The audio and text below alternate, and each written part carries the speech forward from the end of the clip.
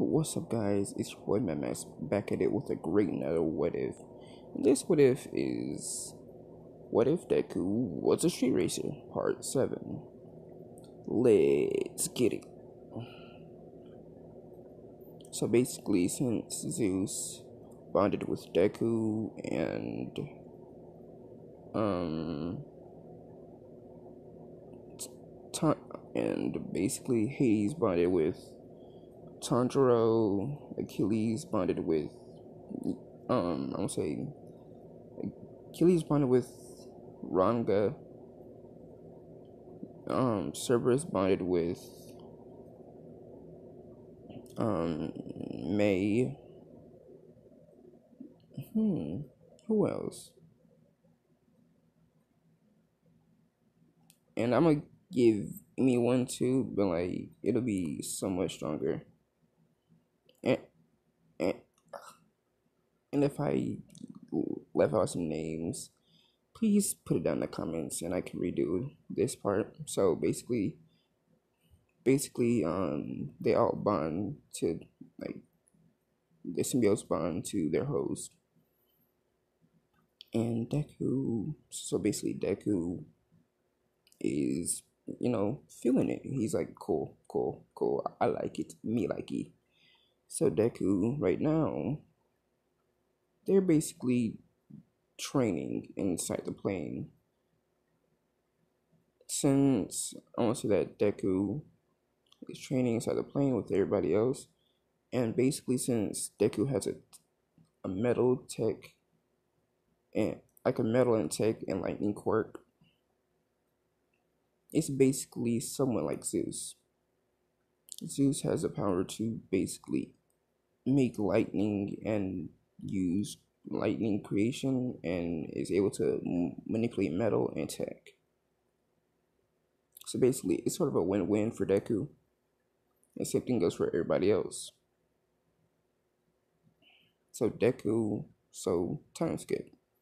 So when they land and they drive back to the garage that is on UA property. They basically tell the symbiote to, stay here and they'll be going back to UA. Not knowing that when they said stay there, the symbiotes left a piece of them inside of the crew. To where they basically learn of so much stuff. So Deku, Ranga, basically Deku, Ranga, and Tanjiro, they basically get back to UA. They go inside their classes, and so does May and Emi go to the support course or heroes or something, I don't know. But since they go to the support course and the hero course, it's sort of a win-win. So basically Deku wants to end with Tanjiro, Ranga, and basically Aizawa is like, where have you been? Deku basically says having fun. And I want to say that Bakugo squad and Bakugo, they all walk up to Deku and like they basically just start yelling at Deku and his crew up until I want to say that Deku, he punches the fuck out of Bakugo Katsuki. He punches him like straight in the jaw. And Deku tells him, I'm getting tired of your shit, Katsuki. If you don't got any words or power to back that up, then shut the fuck up. And basically, Bakugo's crew gets ready to fight, and so does Deku's. And then Deku tells Ranga and Tanjiro to stand down, cause basically they don't want to get their vehicles taken away by Aizawa and Nezu. So basically Aizawa wraps Bakugo and his squad up and they send them to Nezu, and Deku and his squad sits down, and since basically Aizawa is going to teach. He's teaching about technology and different people with different types of tech quirks. And like Aizawa is explaining it, and he calls Deku to call someone for him. It's basically Emmy and May. Deku calls Emmy and May from the support class, and they are in class 1A right now. And Aizawa asks him, "Can you use your quirks?" And basically, Emmy uses her quirk. It's sort of like an upgrade or something. It's sort of like creation, I'll say.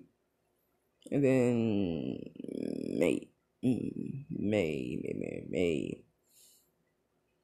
She basically upgrades stuff like she's able to upgrade different types of tech. She upgrades like a phone that Deku had to the point where it is able to literally become like a like a computer. So Deku right now is not that surprised because he's basically traveled around the world with them. And then Aizawa tells him to take a seat beside Deku, Tanjiro, Ranga,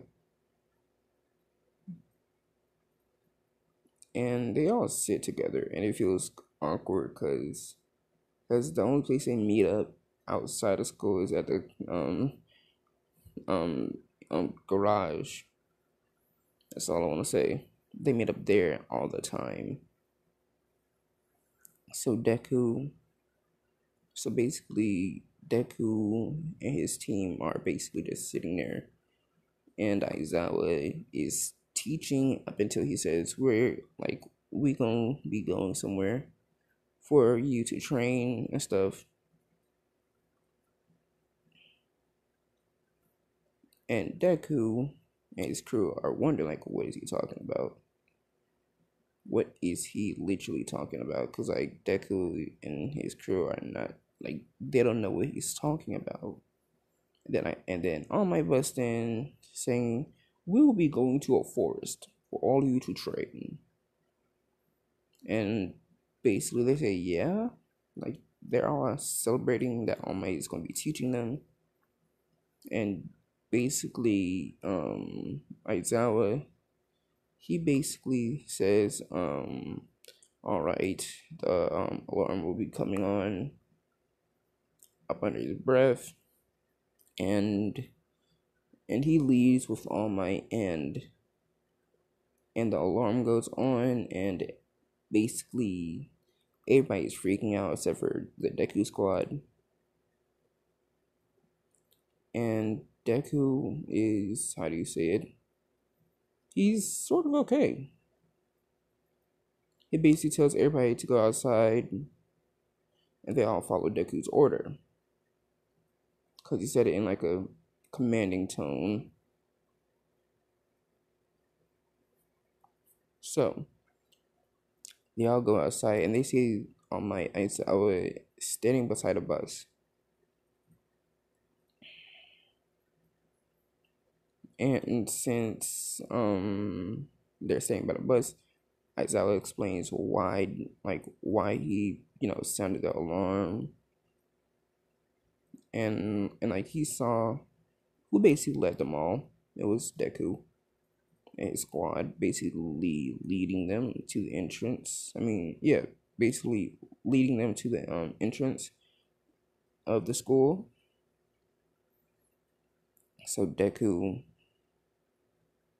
So Aizawa makes him class rep, and Deku makes Tanjiro vice class rep.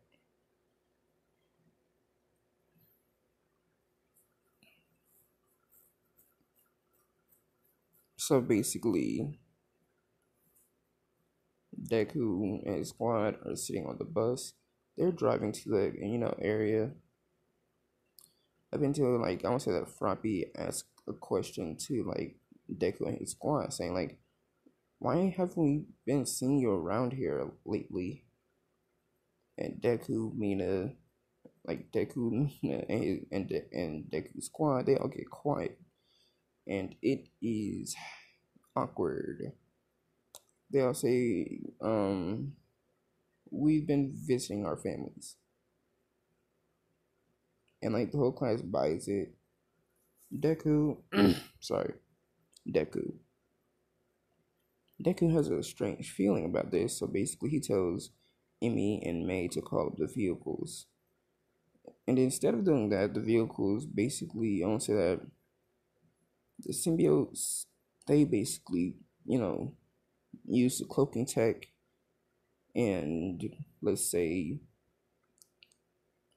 they basically drove by them, and the symbiotes put half of them on the bus to connect to their host, and it works great because the symbiotes have basically adapted to the cars to the point where they basically have the same tech as the cars. And if you're wondering, oh, why couldn't they use the suits? Because May has a better idea for that.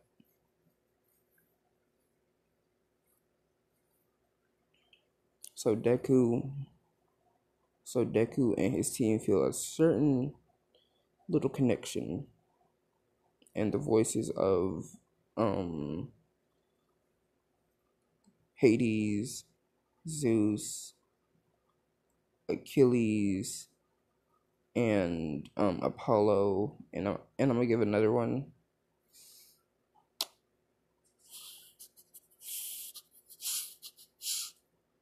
I won't say Sphinx.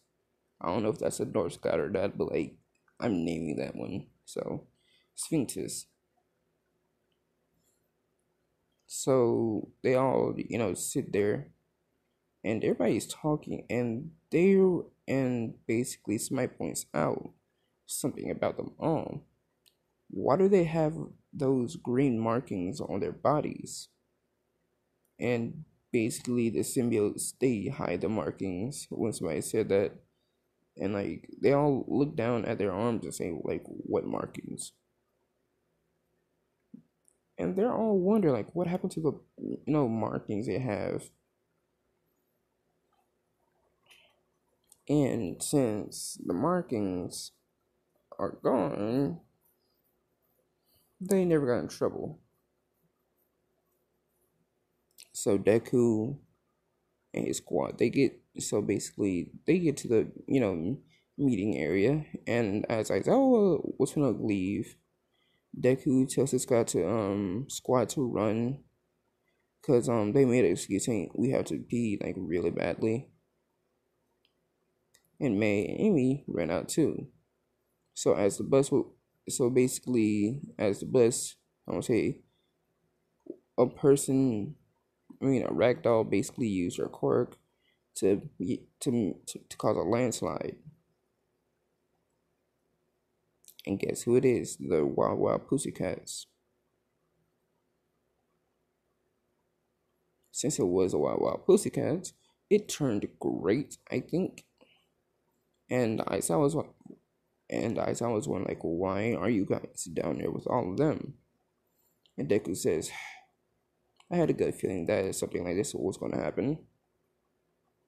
Okay, but go ahead and run. Just please don't get into any trouble. Deku says, fine, we won't. And they walk up, and like they slide down the mountain. As they were sliding down, Zeus says, if you want to, we can fly you there ourselves. And like everybody's wondering like, what are they talking about? You can't fly. And May touches all their symbiotes, even hers, Sphinx, and like they all upgrade and they have jetpack features. I guess, yeah, they have jetpack features, and like they're all flying back, and like they're all flying to the campsite, and they get there before everybody else.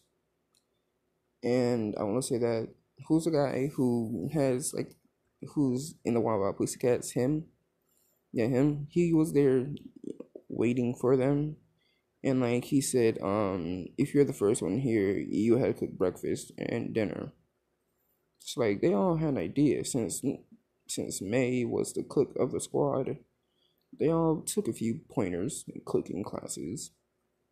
They all made different dishes from different countries and different pastries, and it turned out great. Everybody loved their cooking. Everybody got there, and like they're wondering, like, how did they get here?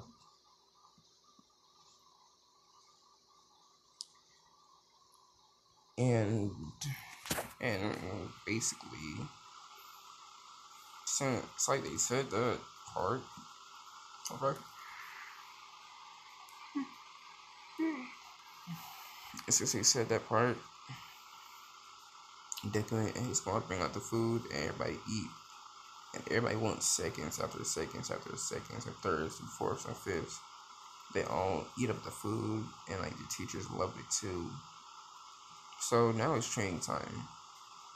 So basically, they train, and Deku sees Koda. He sees Koda there, just sitting, away from everybody else, like in canon. Deku walks over and he says hello, and Koda just scoffs at like how this guy wants to be a hero. And basically, as Deku was gonna go up to Koda, as Deku was gonna go up there to Koda and shake his hand, Koda doesn't, and Koda tries to hit Deku in the nards, and it doesn't work out like he thought it would. It felt like metal. It felt like literal metal.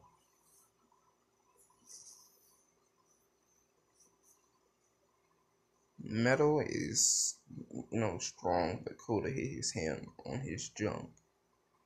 So Deku says, "Oh, my bad." And Koda starts crying, and Deku, he basically, I want to say, he uses lightning to create, he uses metal and lightning and his tech quirk to create something from Koda. And guess what it is? It's little, robot dog powered by, Deku's lightning quirk. And Koda is liking the dog, and he warms up to Deku, and he basically explains that his mom and dad died by the villain Muscular, and Koda gets sad, and his dog basically responds to his emotions by, saying, "It's okay, Koda. At least they love you." And Koda is happy because he has a new friend now. Ragdoll is sort of happy. She is sort of happy to see Koda, making a friend. So so basically, nighttime came, and Koda and his dog are still playing near the campsite because he didn't go all the way out there for no reason. So Deku goes out there just to train by himself, and how do you, and Deku encounters Muscular, just sitting around, wondering, like, trying to find students who are out there. And since Deku was out there by himself training, it didn't. Since Deku was out there training by himself, Muscular thought it would be a good time to attack Deku. So he basically buffed up and just rocketed in there, trying to punch Deku, but Deku dodged his punch. And Zeus came out of Deku and engulfed Deku in like a black goo. And since May basically upgraded them, like since she upgraded the Clintar to the point where they're able to, use tech, like to basically become tech. So, um, Venom basically creates like a battle suit around him. It's sort of like the battle suit that could use in the USJ, but it's a sort of stronger.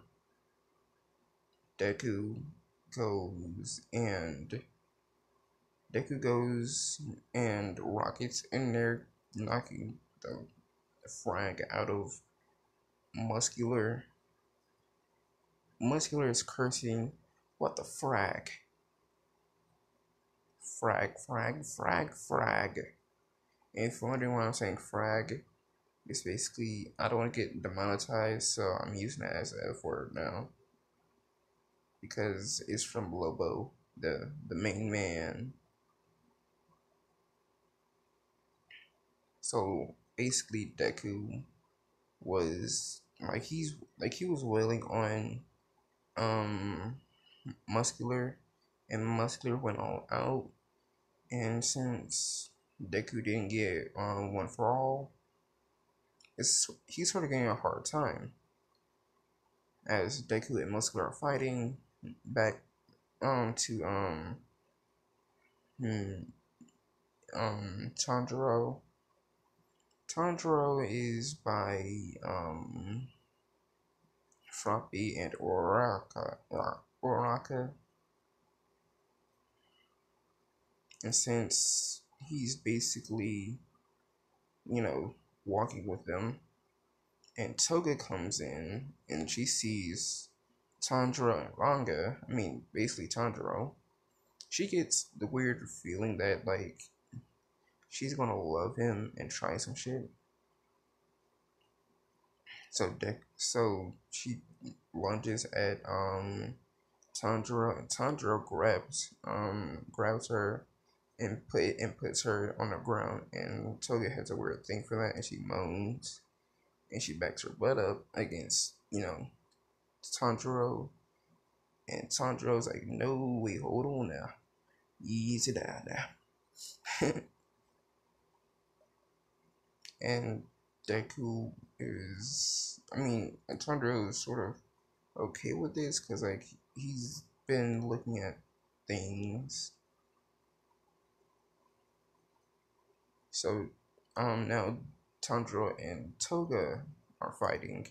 Instead of fighting, it's sort of like a love fighting, to where she's not gonna kill him. She just you know give him a little scrapes and cuts here and there. And Froppy, does one weird thing. She grabs Tanjiro by the waist and accidentally putting her tongue inside his pants, and she tasted that, and she's like, "It's good, kiddo." And Uraka is one like, "What are you talking about?" And Tanjiro like, "Get your tongue out of there!" And like he grabs her tongue, just yanks it out of his pants. And Uraka is still curious what was that? So basically Toga and Tanjiro are fighting. Now back at the camp. Back with Ranga. Back to Ranga, of course. So Ranga is with Todoroki, a female Todoroki. And sorry for stuttering. I've been asleep in days. A female Todoroki, and how do you say it? It's sort of going great up until Dabi, fights Todoroki, and basically um Tanjiro is, how do you say it? He's um Ranga yeah, Ranga is going into his symbiote form and fighting Dabi. He's going into his symbiote form and fighting Dabi, and Dabi is getting overpowered, and his symbiote, Achilles, he basically tells Ranga that this person has a flame quirk, and since they've been upgraded, the symbiote, his symbiote is able to eat flames and basically manipulate flames. And Dobby throws blue flames at Ranga, and he just eats them nonstop, and like he shoots them back at him, but it's sort of like a black fire. It's like the Amaterasu, and since basically they're fighting, female Todoroki is blushing in the back, watching as Ranga is fighting, and she's sort of having a little funny time down there. So Deku, so like they're all fighting, and they all won their fights. Chandra took his number when they were fighting.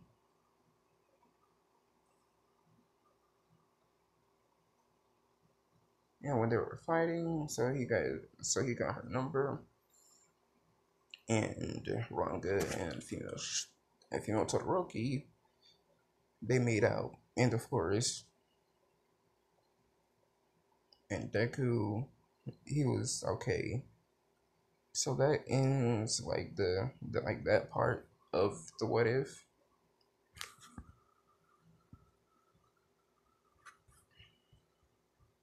And now to part 8. So like the thing ends like like not the USJ, but the how do you say it? The training ends, and they have like another break, like they have another break. So Deku and his squad, they're just chilling at the airport in their hangar, and Hacker, calls them saying, "You guys have another race, and it's how do you say it? It's not on the planet." And if you're wondering, like, what is he talking about? Hacker is saying like there's a race in space, like a literal race in space, to where like towards like you can die in space. So like he tells him about it, and May thinks that it's a good time to tell them about another feature that she added with her sister Emmy to the car.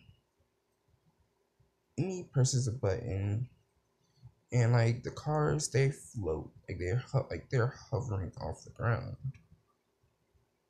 and like since they're hovering off the ground, they basically are sort of playing with it, and Hacker also tells them the the reward for it is like I won't say that, it's like a, how do you say it, it's like Stark, it's like tech from a different universe, and it's basically it's tech from the DC universe, and the tech is from Krypton, because since in their universe, Superman, Batman, and all of them, they're all known, like they're not known, but like how do you say it, they're sort of made up heroes. And since they're made up heroes, it goes somewhat okay. So they all know the pod that Superman came in and stuff. But they found another pod, and it had a person in it who has been frozen in stasis for thousands of years, and the person there grew. So Hacker tells them all the details of the race, and since they have everything they need, they basically fire up the portal and just go there. And they're wondering how are we gonna get the money? Mina, says, don't literally don't worry about that. How about just let me and Hacker handle that and you go to the race? And they say, okay. So they all, use the teleporter. Ranga, Tanjiro, and Deku. They used the teleporter and they head to the racing stadium. They get there and they line up, and it's teams of three. It's teams of three, literally. And they start racing, and Deku and his team hits the gas real quick, and how do you say it? Um, they go around, Saturn's rings, getting momentum from Saturn, and then they're going to Jupiter.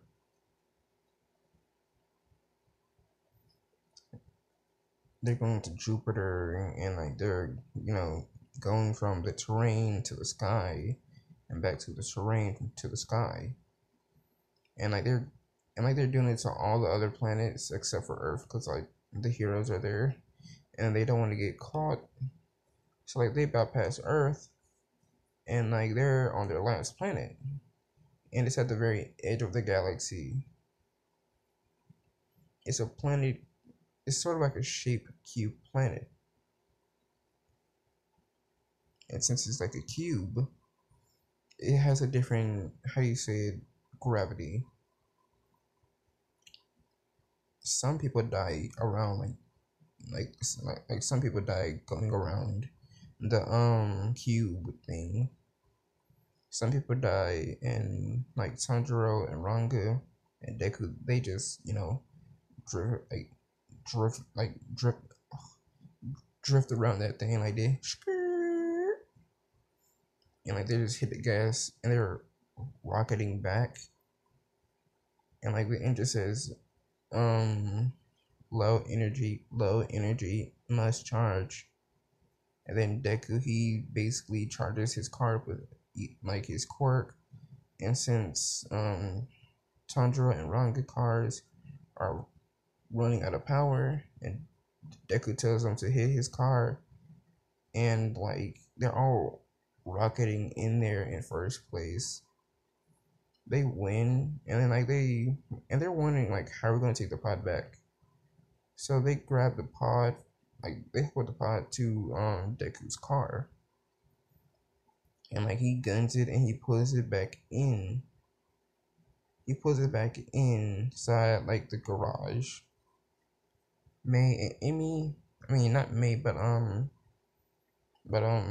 Mina and Hacker, May and Amy, they all walk to the cars and the pod at, and they see the guy in there, and May has an idea, saying if we literally study him and use his organs, and Deku just says nope. We feed him to the metal and the symbiotes, and they never heard Deku say that before. So they said, screw it. They grab the body out the pod, and they just throw it inside the metal, and basically Artemis is eating it up, and he's analyzing everything. He is analyzing from different types of different memories and stuff, and he downloads it all to the computer. In everybody sees the guy's memories or something, right? It basically speaks in Kryptonian, and since the symbiotes, they had some Kryptonian inside them, somewhat there. They read it to them, and it basically says of a Titan form that is on the planet called Krypton. And like it basically tells of the story of the Titans and like this, and also that it basically, and at the end of what the guy was saying, it basically says the spiral, and he says the spiral has, and it cuts off right there, and that guy, and we all know who he is from Gurren Lagann. It is not I forgot his name, but the one who died, Simone. That guy was Simone. He captured a pod from the planet Krypton, and he used it to escape. And the metal took the drill that Simone had on him, and he basically analyzed it, saying that this isn't part of the, like this isn't part of our dimension. And they're one like, what? This isn't part of our dimension. And the metal tells them that after analyzing this guy's, necklace and his memories, I can basically recreate him and give him back his memories. And like they all said, yes, go ahead and do it now. And like the metal says, you don't gotta be such dicks about it. He recreates the guy's body from like head to toe, literally, and his voice and everything.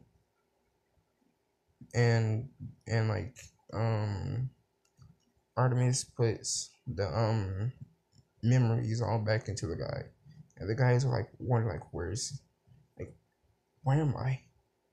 And like Deku says, calm down, you're on Earth, a different version of Earth, to where like these people, you could say Spiral, have enslaved, I guess. And Simon saying like, yeah, I remember now. The Spiral, they killed my family and friends. I forgot Nia.